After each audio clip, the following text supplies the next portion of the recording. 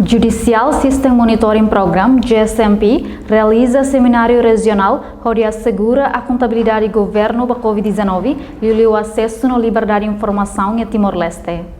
Seminário ne halau ya salau igreja protestante presbiteriana que colidile sexta-feira semana ne. Lihusi seminário ne foi espaço da autoridade local sira no público onde hatene o insaheta informação ba processo resolve problema sira. Tamba sefisuku conselho nomos representante jovem feto mane sira precisa hatene acesso diretamente ao autor tribunal no Parlamento Nacional. Diretora GSMP Ana Paula Marçal, suba governo, parlamento, média, comunidade no família, hamuto prevene caso crime civil no violência gênero.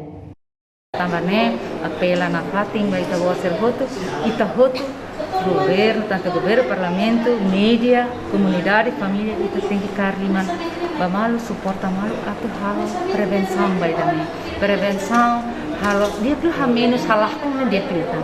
Nasi tem que ser bisa muito, liu vai tribunal tu, essa for decisão na beca adequado, liu vai da outra mídia, for informação na beca ba divulga informação sobre liu vai página vai que sai vítima da violência sexual, abuso sexual, tem que proteger a nossa identidade, a ver também saya sabat tidak karik eman dikundaare nahi hane vulga força o infonekan ema bele ita ema comunidade comum bele o insulta tam bele forratun tania família ema bele despreza botserhoto ami amna fati halamono perjação atu bele garante kata governo justo baseto atu tal ser interesse tirania direito ne também tarena sa ini 20% ne theta barak agora buka a justiça hambroca a justiça.